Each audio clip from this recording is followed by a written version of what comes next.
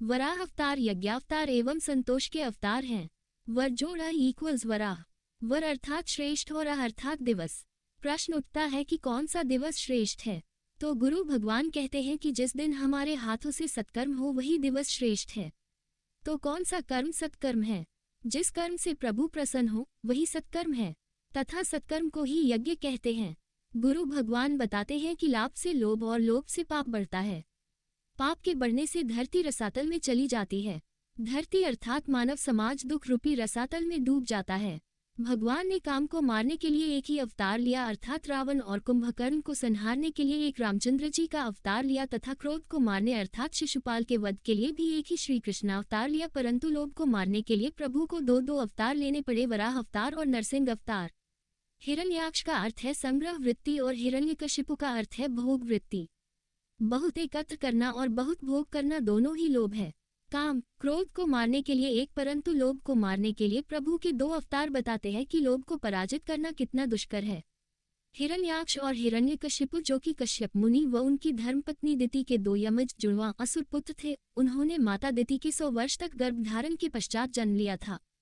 ये दोनों ही लोभ के अवतार हैं। उनके जन्म लेते समय स्वर्ग, पृथ्वी और अंतरिक्ष में अनेकों उत्पात होने लगे, जिनसे लोग अत्यंत भयभीत होने लगे। जहां तहां पृथ्वी और पर्वत कांपने लगे, जगह जगह उल्कापात होने लगा व बिजलियां गिरने लगी। घटाओं ने ऐसा सघन रूप धारण किया कि सूर्य, चंद्र आदि ग्रहों के लुप्त हो जाने से आकाश में गहरा अंधेरा छा गया। समुद्र दुखी मनुष्य की भांति कोलाहल करने लगा। उसमें ऊंची ऊंची तरंगें उठने लगी व भीतर रहने वाले जीवों में बड़ी हलचल मच गई। गांव में गीदड़, उल्लुओं, कुत्तों व सियारों के भयावह अमंगल शब्द सुनाई देने लगे। पक्षी डर कर रोते चिल्लाते अपने घोंसलों से उड़ने लगे व पशु भयभीत होकर मलमूत्र त्यागने लगे। गोय ऐसी डर गई कि दुहने से उनके थनों से खून निकलने लगा। बादल पीप की वर्षा करने लगे। देव मूर्तियों की आंखों से आंसू बहने लगे और बिना आंधी के ही वृक्ष उखड़ उखड़ कर गिरने लगे। सभी ग्रह प्रबल होकर एक दूसरे से युद्ध करने लगे। सभी जीवों ने समझा कि अब संसार की प्रलय होने वाली है। वे दोनों आदित्य जन्म के अनंतर शीघ्र ही बढ़कर पर्वतों के समान विशाल व फौलादी शरीर वाले हो गए। वे इतने ऊंचे थे कि उनके स्वर्णमय मुकुट स्वर्ग को स्पर्श करते व उनके विशाल शरीर से सारी दिशाएं आच्छादित हो जाती। ब्रह्मा जी से मिले वर से दोनों दैत्यराज भाई मृत्यु से मुक्त हो जाने के कारण बड़े ही निरंकुश व उन्मुक्त हो गए थे। हिरण्याक्ष के तेज के आगे सभी देवता छिप जाते और वह सभी से युद्ध के अवसर खोजता रहता। एक बार वह जलक्रीड़ा करने के लिए मतवाले हाथी के समान गहरे समुद्र में घुस गया। वर्षों तक वही घूमता रहा व पाताल लोक में जाकर वरुण देवता को युद्ध के लिए ललकारने लगा। भगवान वरुण को क्रोध तो बहुत आया, परंतु अपने बुद्धिबल से उन्होंने उसे समझाया कि भगवान पुराण पुरुष के सिवाय उसे कोई युद्ध में संतुष्ट नहीं कर पाएगा। क्रोधित होकर दैत्य श्रीहरि का पता लगाने लगा। लोभ को मारना अति कठिन है। ये तो वृद्धावस्था में भी पीछा नहीं छोड़ता। सत्कर्म में भी लोभ ही विघ्न करता है और लोभ मरता है संतोष से, इसलिए संतोष की आदत डालनी चाहिए। लोभ आदि के प्रसार से दुख के गहरे समुद्र में डूबी हुई पृथ्वी का उद्धार करने के उद्देश्य से ही भगवान ने वराह अवतार लिया था।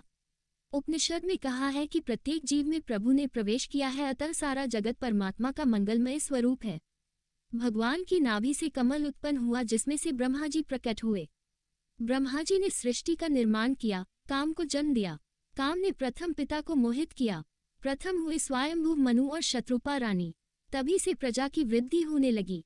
उन्होंने आदरपूर्वक ब्रह्मा जी को प्रणाम करके अपने योग्य आज्ञा पूछी। ब्रह्मा जी ने उन्हें उन्हीं के समान गुणवती संतान उत्पन्न करके धर्मपूर्वक पृथ्वी का पालन करने व यज्ञों द्वारा श्रीहरि की आराधना करने की आज्ञा दी। मनु ने करबद्ध होकर अपने व अपनी भावी प्रजा के रहने हेतु स्थान पूछा।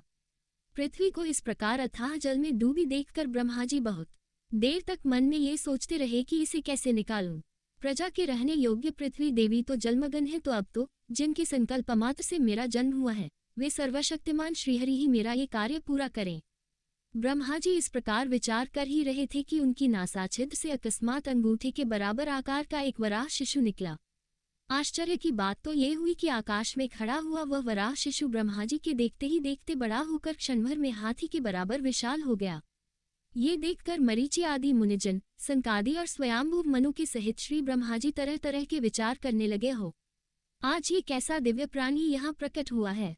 अवश्य ही यज्ञ मूर्ति भगवान हम लोगों के मन को मोहित कर रहे हैं। तभी भगवान यज्ञ पुरुष पर्वताकार होकर गरजने लगे। सर्वशक्तिमान श्रीहरि ने अपनी गर्जना से दिशाओं को प्रतिध्वनित करके ब्रह्मा और श्रेष्ठ ब्राह्मणों को हर्ष से भर दिया।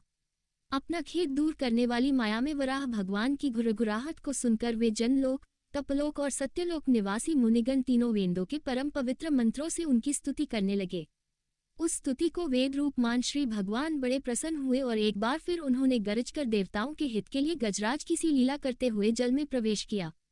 पहले वे सूकर रूप भगवान पूंछ उठाकर बड़े वेग से आकाश में उछले और अपनी गर्दन के बालों को फटकार कर खुरों के आघात से बादलों को छितराने लगे। उनका शरीर बड़ा कठोर था, त्वचा पर कड़े कड़े बाल थे, दाढ़ी सफेद थी और नेत्रों से तेज निकल रहा था। ऐसे तेजों में शोभायमान भगवान स्वयं यज्ञ पुरुष होते हुए तथापि सूकर रूप धारण करने के कारण अपने नाक से सूंघ सूंघ कर पृथ्वी का पता लगा रहे थे। स्वभाव से भक्तवत्सल करुणा वरुणाले परंतु इस अवतार रूप में दिखने में क्रूर प्रभु ने अपनी स्तुति करने वाले मरीचि आदि मुनियों की ओर बड़ी सौम्य दृष्टि से निहारते हुए जल में प्रवेश किया। जिस समय उनका कठोर कलेवर जल में गिरा तब उसके वेग से मानो समुद्र का पेट फट गया और उसमें बादलों की गड़गड़ाहट के समान बड़ा भीषण शब्द हुआ, मानो समुद्र उनसे रक्षा की करुण पुकार कर रहा हो। तब भगवान यज्ञमूर्ति अपने बाण के समान पैने खुरों से जल को चीरते हुए उस अपार जलराशि के दूसरे पार पहुंचे। वहां रसातल में उन्होंने समस्त जीवों की आश्रयभूता पृथ्वी को देखा, जिसे कल्पांत में शयन करने के लिए उद्यत श्रीहरि ने स्वयं अपने ही उदर में लीन कर लिया था। फिर वे जल में डूबी हुई पृथ्वी को अपनी दाढ़ों पर लेकर रसातल से ऊपर लाने को उद्यत हुए। शोभायमान प्रभु के जल से बाहर आते समय उनके मार्ग में विघ्न डालने के लिए महापराक्रमी दैत्य हिरण्याक्ष ने जल के भीतर ही उन पर गदा से आक्रमण कर दिया व अपशब्द कहने लगा। श्री भगवान ने भी रोष से उस दैत्य का खूब तिरस्कार व उपहास किया। उनका क्रोध चक्र के समान तीक्ष्ण हो गया और क्रोध से तिल मिलाए दोनों में बहुत देर तक भयंकर युद्ध हुआ। फिर देवताओं की प्रार्थना पर श्री भगवान ने अपना प्रिय सुदर्शन चक्र छोड़ा और हिरण्याक्ष की कनपटी पर जोर का तमाचा मारा। चोट से उसका शरीर घूमने लगा, नेत्र बाहर निकल आए, हाथ पैर और बाल छिन्न भिन्न हो गए और वह निष्प्राण होकर आंधी से उखड़े हुए विशाल वृक्ष के समान पृथ्वी पर गिर पड़ा। उस समय हिरण्याक्ष के रक्त से थूथनी तथा कनपटी सन जाने के कारण प्रभु ऐसे जान पड़ते थे मानो कोई गजराज लाल मिट्टी के टीले में टक्कर मार कर आया हो। जैसे गजराज अपने दांतों पर कमल पुष्प धारण कर ले, उसी प्रकार अपने सफेद दांतों की नोक पर पृथ्वी को धारण करके जल से बाहर निकले हुए तमाल के समान नीलवर्ण वराह भगवान को देखकर ब्रह्मा, मरीचि आदि को निश्चय हो गया कि ये भगवान ही हैं। तब वे हाथ जोड़कर वेदवाक्यों से उनकी स्तुति करने लगे। प्रेम व करुणा भरी उस स्तुति को सुनकर सबकी रक्षा करने वाले वराह भगवान ने अपने खुरों से जल को स्तंभित कर उस पर पृथ्वी को स्थापित कर दिया तथा उसमें अपनी आधार शक्ति का संचार भी किया। इस प्रकार रसातल से लीलापूर्वक लाई हुई पृथ्वी को जल पर रखकर वे विश्वक्सेन प्रजापति भगवान अंतर्ध्यान हो गए। समुद्र में डूबी हुई पृथ्वी को वराह भगवान ने बाहर तो निकाला किंतु उसे अपने पास न रखा। पृथ्वी उन्होंने मनु को अर्थात मनुष्य को सौंप दी। जो कुछ अपने हाथों में आया उसे औरों को दे दिया, यही संतोष है। मनु से उन्होंने कहा कि धर्म से पृथ्वी का पालन करना और वे बद्रीनारायण के रूप में लीन हो गए। मनुष्य मात्र का धर्म है समाज को सुखी करना। यह आदर्श वराह भगवान ने अपने ही आचरण द्वारा मनुष्यों को सिखाया। लोभ को मारने के लिए वराह नारायण के चरणों का आश्रय लेना चाहिए। वराह भगवान के चरण संतोष का स्वरूप हैं। जब तक मन से लोभ रूपी हिरण्याक्ष नहीं मिटेगा तब तक पापवृत्ति व अशांति बनी ही रहेगी।